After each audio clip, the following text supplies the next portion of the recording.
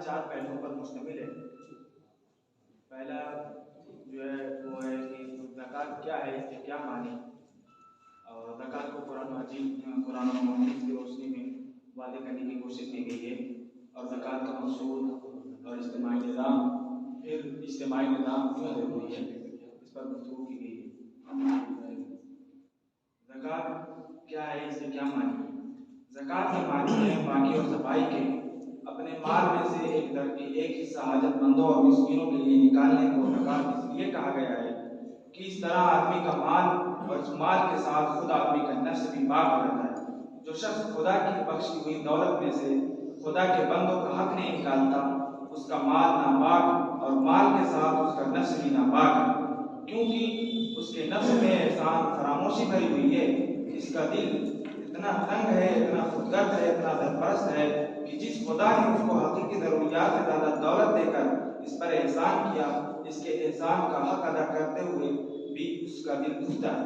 ایسے شخص سے کیا امید کی جا سکتی ہے کہ وہ دنیا میں کوئی نیکی بھی خدا کے واسطے کر سکے گا، کوئی قربانی بھی محض اپنے دین و ایمان کی خاطر برداشت کرے گا؟ لہذا ایسے شخص کا دل بھی ناپاک اور اس کا مال بھی ناپاک جسے وہ اس طرح جمع کرے۔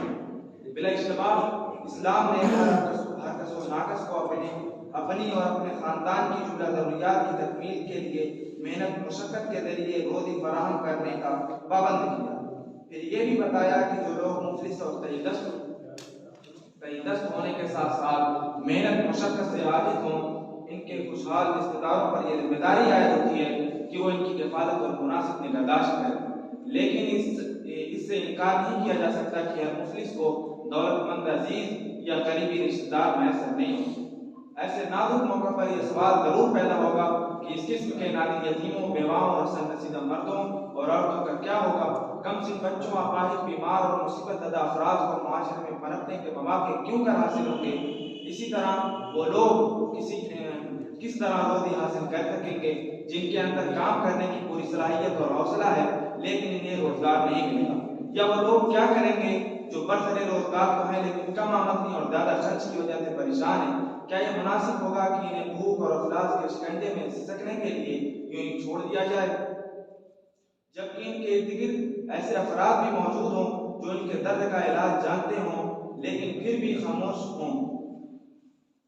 یقیناً اسلام انہیں فراموش نہیں کر سکتا۔ یہی وجہ ہے کہ اس نے دولت کے امین اور اس کی نگرانی کرنے والوں سے اس بات کا مطالبہ کیا ہے کہ وہ بنیادی اور شرعی حقوق کی بجاوری اور ضروریات زندگی کی تکمیل کے بعد جو کچھ بچ رہے اس کی ایک مخصوص مقدار اپنے بھائیوں پر خرچ کریں جو زندگی کے سفر میں ان سے بہت دور جا پڑے ہیں۔ اسی مطالبے کا نام زکوٰۃ ہے۔ زکوٰۃ قرآن حدیث کی روشنی میں قرآن پاک میں بارہا نماز کے ساتھ زکوٰۃ کا ذکر کیا گیا ہے۔ چنانچہ اقیموا الصلاۃ وآتوا الزکاۃ سے پورا قرآن بھرا ہوا ہے۔ رسول اللہ صلی اللہ علیہ وسلم نے اس کو اسلام کی بنیادی ارکان میں شمار فرمایا ہے۔ حضرت عبداللہ بن عمر رضی اللہ عنہ سے روایت ہے کہ رسول اللہ صلی اللہ علیہ وسلم نے فرمایا اسلام کی بنیاد 5 چیزوں پر ہے: کلمہ طیبہ کا اقرار، نمازوں کی پابندی، زکوٰۃ کی ادائیگی، حج کرنا اور رمضان کے روزے رکھنا۔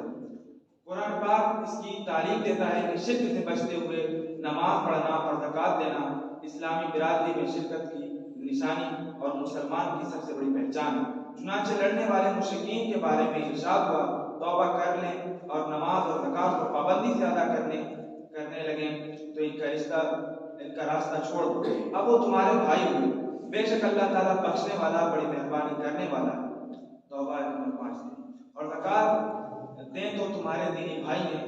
توبہ نمبر 11۔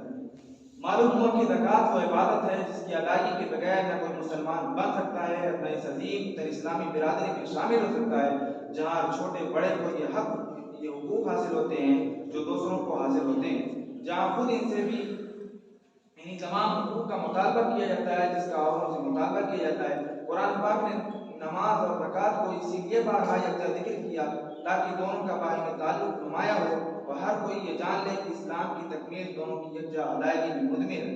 چنانچہ جس طرح نماز دین کا ستون ہے، اس کی پابندی کرنے والا دین کی بنیادی استوار کرنے والا سمجھا جاتا ہے اور اس کو چھوڑنے والا دین کو ڈھانے والا متصور ہوتا ہے، بالکل اسی طرح یہ بھی بتا دینا مقصود ہے کہ زکوٰۃ زکات اسلام کا پل ہے جو جہنم کے دونوں سروں پر بچھا ہوا ہے. جو اس پر سے صحیح اور سالم گزرا وہ ہلاکت سے محفوظ ہوگا، لیکن جو غلط راستہ اپنائے گا جہنم اسے نگل لے گی. مقالہ کافی لمبا ہے. ایک آخری چیز جو عرض کرنے کے بعد میں اجازت چاہوں گا. زکات اسلام کے مکمل نظام کا ایک جز ہے جسے اللہ تعالیٰ نے اس لیے نازل فرمایا ہے تاکہ لوگ اس کے ذریعے ہدایت پائیں اور ان کی زندگیاں سنور جائیں. لیکن ایک ایسے معاشرے میں جہاں اسلام اور اس کے احکام کو دوسرے تمام معاملات زندگی میں معطل کر کے رکھا گیا ہو اور اسلام کے اخلاق و آداب کا اہتمام نہ کیا جاتا ہو، صرف زکات معاشرتی مسائل کو حل نہیں کر سکتی. اسلام ایک جامع اور منقول شریعت ہے جس کے ایک جز کو لینا اور دوسرے جز کو ترک کرنا صحیح نہیں، اور نہ یہ بات صحیح ہو سکتی ہے کہ دوسرے غیر اسلامی نظام کے ساتھ اسلامی نظام کے بعد اجزاء کو زکات وغیرہ کی پیوند کاری کی جائے. اللہ تعالیٰ نے یہود کی اس قسم کی حرکتوں پر سرزنش کی تھی کہ کیا تم کتاب الہی کے ایک حصہ پر ایمان رکھتے ہو اور دوسرے حصہ سے انکار کرتے ہو؟ در حقیقت واحد حل اس کے سوا کچھ نہیں ہے کہ اسلام کو اور پورے اسلام کو اختیار کیا جائے.